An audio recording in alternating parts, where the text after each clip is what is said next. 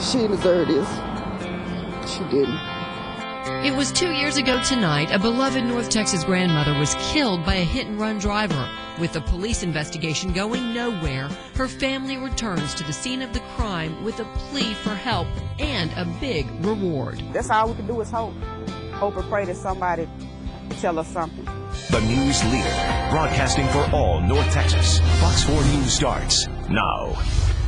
Each day that goes by, the chance of finding the driver who hit and killed a 54-year-old grandmother gets slimmer. Hello, everybody. I'm Heather Hayes. And I'm Steve Eager. It's 9 o'clock. Her loved ones are still hoping that key tip will come in, so they are putting up their own money to try to solve this. Natalie Solis is in South Dallas with the story you'll see only on Fox 4. Natalie. Yeah, well, Steve, for this family, time has stood still since the matriarch was killed here on this stretch of Loop 12, hit and then dragged several yards. As her son put it, he could be standing in the grocery store right next to his mother's killer, and yet he would never know it because that person has never answered for his mother's death.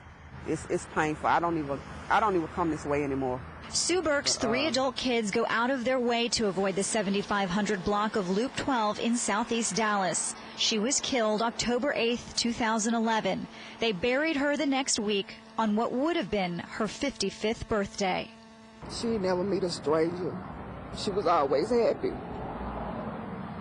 She didn't deserve this. She didn't. The pain has hardly subsided from the loss of this grandmother of 10, the close-knit family living just blocks apart. Everyone called her Aunt Sue. Family says she was walking home from a relative's house.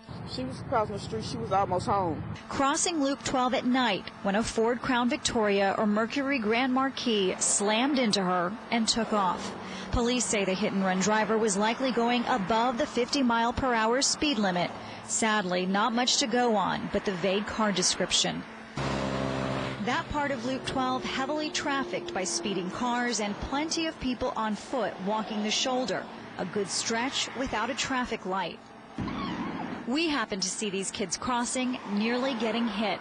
2 months before Burks was killed, a 17-year-old girl lost her life and an 18-year-old friend injured by a hit-and-run driver in the same stretch of the road. And I always told her about crossing the street, but she was like a person that just didn't look at nothing bad happening. But it did, and her kids refuse to let it go. Empty. It's been hard, but we got so many good memories of her, so that's what gets us all by. Well, Sue Burke's family says she was walking that night because she did not own a car. Now, they have decided to pool their money. They say they are trying to work with Dallas police in hopes of offering a $10,000 reward for information that leads to an arrest in this case. Steve? All right, so Natalie, I understand the motivation, absolutely. $10,000 is a lot of money. Is this kind of a last attempt to get some closure, or do they really think this will get an arrest? Yeah, they really do. They're hoping, they're praying for closure.